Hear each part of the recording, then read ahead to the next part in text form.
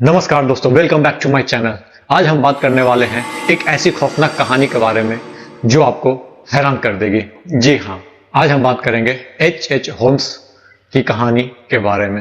कितना खतरनाक, कितना खौफनाक और अमेरिका का पहला सीरियल किलर क्यों कहा जाता है इसे।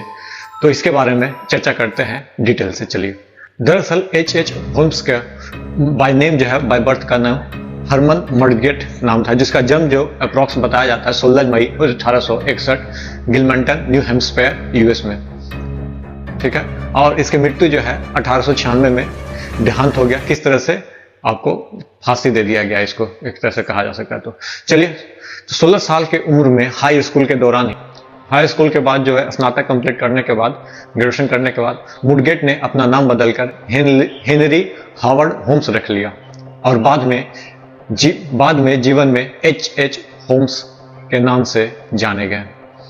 होम्स ने मिशिगन विश्वविद्यालय के मेडिकल स्कूल में प्रवेश पाने से पहले वर्मोंट में एक छोटे स्कूल के चिकित्सा का अध्ययन किया। जी, मेडिकल स्कूल में दाखिला लेने के दौरान होम्स ने प्रयोगशाला से सब चुराकर उन्हें जला दिया या विकृत कर दिया और फिर उन सबों को ऐसे ठिकाना लगा दिया जैसे कि वो किसी दुर्घटना में मारे गए हों। इसके पीछे घोटाला यह था कि होम्स सब को ठिकाने लगाने से पहले इन लोगों के लिए बीमा पॉलिसी निकालता था और सब मिलने के बाद पैसे इकट्ठा करता था। जी, आप समझ रहे हो।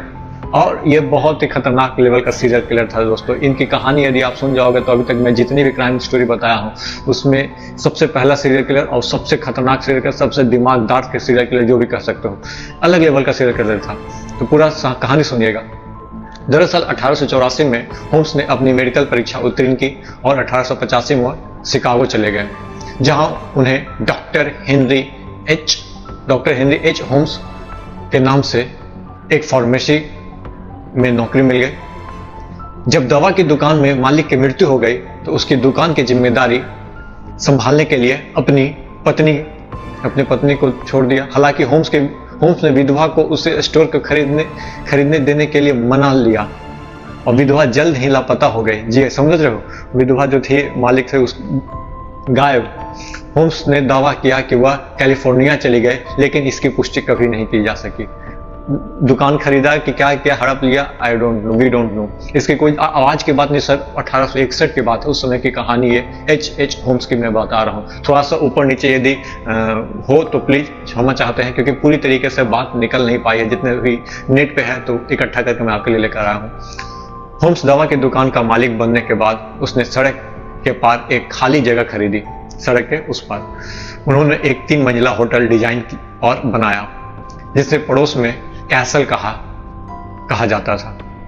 जी हाँ, एक होटल बनाया पहले तो, उसके बाद उसका निर्माण करा, जमीन लिया, उसके बाद निर्माण करा, होटल बना, उसका नाम रखा कैशर कहा जाता था, कैस्टर। इसके 1889 में निर्माण के दौरान होम्स ने कई निर्माण कर्मचारियों को काम पर रखा और निकाल दिया, ताकि किसी को स्पष्ट रूप से पता न चल सके कि वह क्या कर रहा था। आप समझ रहे हो कि स्टार्टिंग कितना खतरनाक है। स्टार्टिंग में ही इतनी खतरनाक दिमाग तरीके से होटल बनवा रहा था कि भाई कुछ लेबर 10 दिन काम किया, 15 दिन, 1 महीने सपोज काम किया, सपोज एक फ्लोर का फाउंडेशन डाल दिया, उसके बाद उसको हटा दिया, फिर आज फर्स्ट फ्लोर डाला, उसके बाद उसको हटा दिया। इस तरह का प्लानिंग वो स्टार्टिंग से ही कर रहा था। वो एक मर्डर कैस्टल डिजाइन कर रहा था। 1891 में निर्माण पूरा होने के बाद होम्स ने समाचार पत्रों में युवा महिलाओं के लिए नौकरियां की पेशकश करते हुए विज्ञापन दिया और महल में रहने की जगह के रूप में विज्ञापित किया। दरअसल हॉस्टल के लिए निकाला और यहाँ तक ये भी निकाल दिया कि आप यहाँ आके स्टे भी कर सकते हो, आप होटल को देख रेख भी कर सकते हो। उन्होंने खुद को पत्नी की तलाश कराने वाले एक अमीर आदमी के रूप में पेश करने वाले विज्ञापन में दिया। बोला कि आप समझ रहे हो।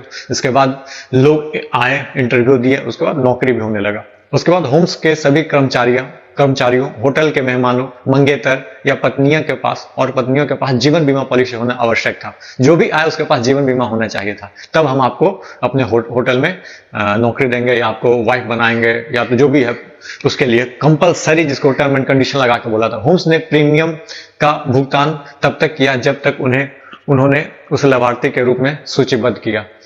उनके अधिकांश मंगेतर और पत्नियां अचानक गायब होते जाते थे, जैसा कि उनके कई कर्मचारी और मेहमान भी करते थे। आस पड़ोस के लोगों ने अंततः बताया कि उन्होंने कई महिलाओं को महल के प्रवेश करते देखा, लेकिन उन्हें बाहर निकलते नहीं देखा।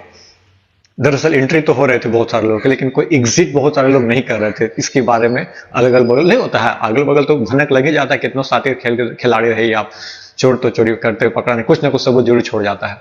उसी तरह 1893 में शिकागो का विश्व मेल की मेजबानी सम्मान दिया गया, जो कोलंबस की अमेरिका की खोज के 400वीं वर्षगांठ मनाने की एक संस्कृति और सामाजिक कार्यक्रम था। 400वीं जो अमेरिका को कोलंबस जी ने खोजा था, उसके 400वीं वर्षगांठ थी।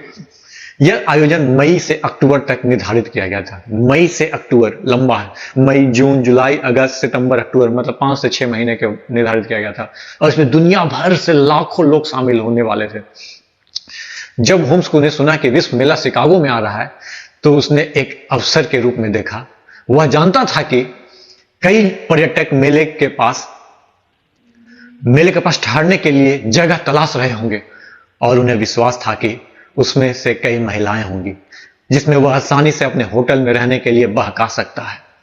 ये बहुत सात्विक किस्म का सीरियल किलर, आप ये देख सकते हो कितना दिमाग चला है। होटल खोला, उसके बाद वहां मर्डर कर रहा था, आप समझ लो। होटल में लुभाए जाने के बाद शहर से बाहर जाने वाले इसे आगंतुकों में से कई को कभी नहीं देखा जाएगा। आप समझ रहे, बहुत सारे आए तो बहुत से शहर से बाहर आया, वह कब गया कोई तो पता नहीं चलेगा। इस तरह वो प्लानिंग करने लगा कि किस तरह से लोग आएंगे, देखेंगे, मेला घूमेंगे, उसके बाद वो स्टे करने के लिए रूम में स्टे करेंगे, उसके बाद उनको अपने जाल में फंसाया जा सकता है। ये कितनी खतरनाक षड्यंत्र बताई जा सकती है। महल की पहली मंजिल पर कई दुकानें थी, जैसे जो होटल बनाया था उसके फर्स्ट मंजिल में बहुत सारी दुकानें, 2 ऊपरी स्तरों पर होम्स का कार्यालय और 100 से अधिक कमरे थे जिनका उपयोग रहने के लिए किया जाता था। 100 रूम्स, आप समझ सकते हो बहुत बड़ा चीज होता है भाई। 100 रूम कम नहीं होता, बहुत बड़ा पैलेस भी होगा एक तरह से, आप समझ सकते हो कि इनमें से कुछ कमरे ध्वनि निरोधी मतलब साउंड प्रूफ, और उनमें गैस लाइन थी ताकि होम्स जब चाहे अपने मेहमानों को दम घोट सके। Oh my goodness. पूरी इमारत में जाल के दरवाजे, झांकियां, सीढ़ियां थी जो कहीं नहीं जाती थी, और ढालने थी जो तहखाने की ओर जाती थी, ढलान थी जो कि तहखाने की ओर जाती थी। बेसमेंट को होम्स की अपनी प्रयोगशाला के रूप में डिजाइन किया था, अपने लेबोरेटरी के रूप में डिजाइन किया था। इसमें एक विच्छेदन तालिका, स्ट्रेचिंग रैक, शवदागरी जो कोई लाश को जलाने लाने के लिए था।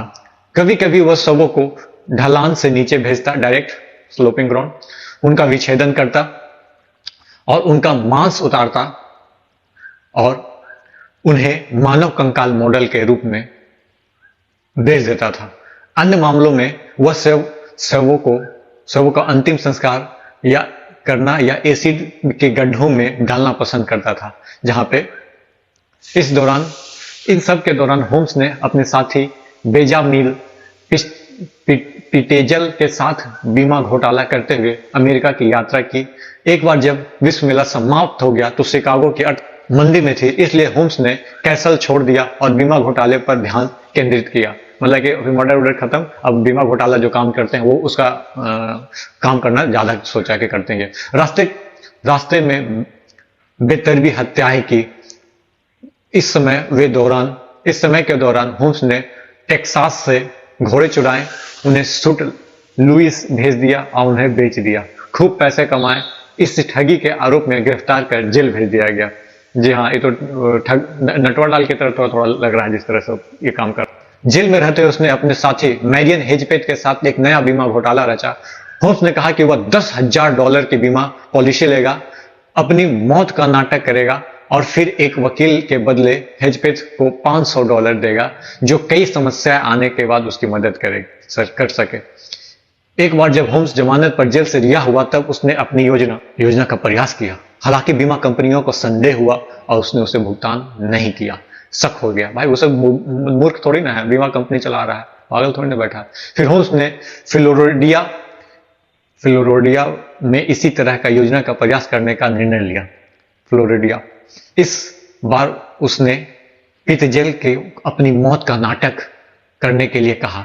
हालांकि इस घोटाले के दौरान होम्स ने वास्तव में पिस्टल को मार डाला और उसे अपने लिए धन इकट्ठा किया। इतनी खतरनाक लेवल की माइंड गेम है, इतनी खतरनाक लेवल का सीरियल किलर आपने नहीं सुना होगा।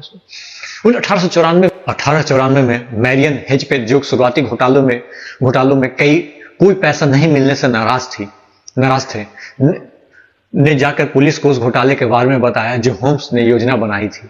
पुलिस ने होम्स पर नजर रखी और आखिरकार उसे बोस्टन में पकड़ लिया। जी हाँ, कितना बकरी के माई कब तक खैर मनाई, ये हमारे यहाँ कहावत है, बिल्कुल वही इसके साथ हुआ। और टेक्सास घोड़ा धोखाधड़ी के लिए बकाया वारंट पर रखा।